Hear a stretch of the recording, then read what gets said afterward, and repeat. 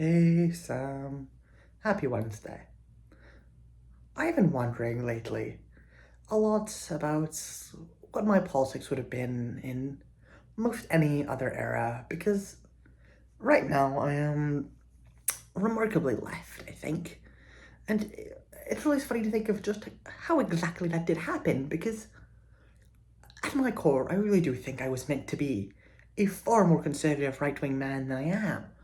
Um, where I just look at so many of my most deeply held beliefs, they are truly deeply conservative in the sort of the, I don't know if it's a small c or the capital C sense, but if you hear the stories of how, what conservative used to mean once upon a yesteryear, um, or even, the stories of what liberal used to mean, but I don't know, because I'm such a deeply, I think, flawed person is probably the word I would use. In the sense of, I'm so deeply, elitist and very much a big fan of no, I actually am just better than the lowly, pathetic masses. Um,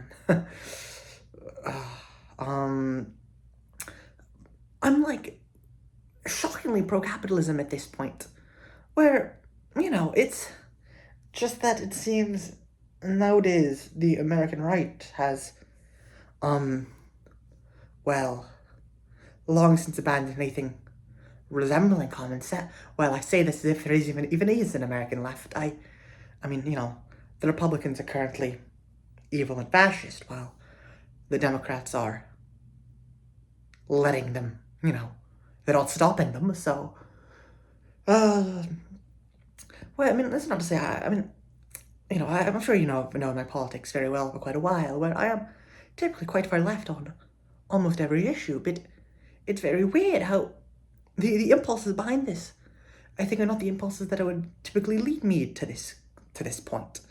Um, where I truly do deeply believe free market capitalism is just about the best system for organizing an economy that we have at this point, where it seems like governments, I mean, obviously, amount of government intervention is almost certainly a good thing.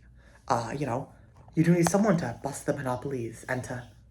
Okay, I'm a quick side tangent about healthcare, about how the reason why universal healthcare is so important is because people can't choose which hospital they go to, so you can't have actual competition, which means there are no market pressures.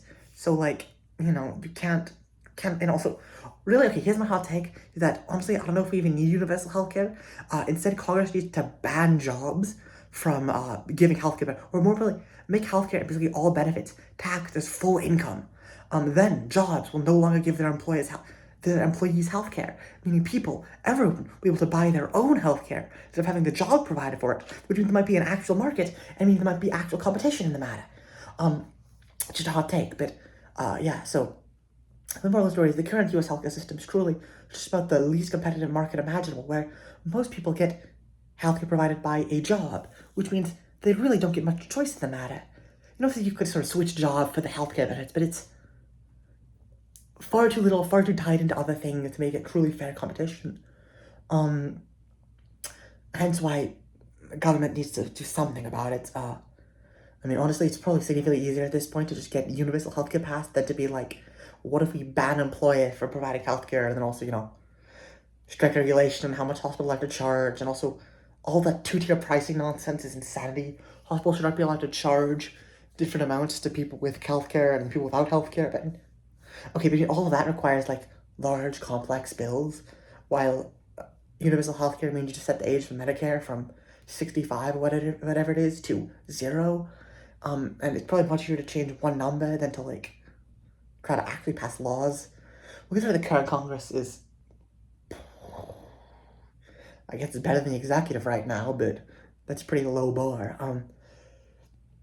Well, I guess I took quite enough time to finish my point how I'm a deeply conservative person at heart, but I guess I shall finish this next week. Um, sorry, next on Sunday. I shall see you on Sunday. Bye, brother.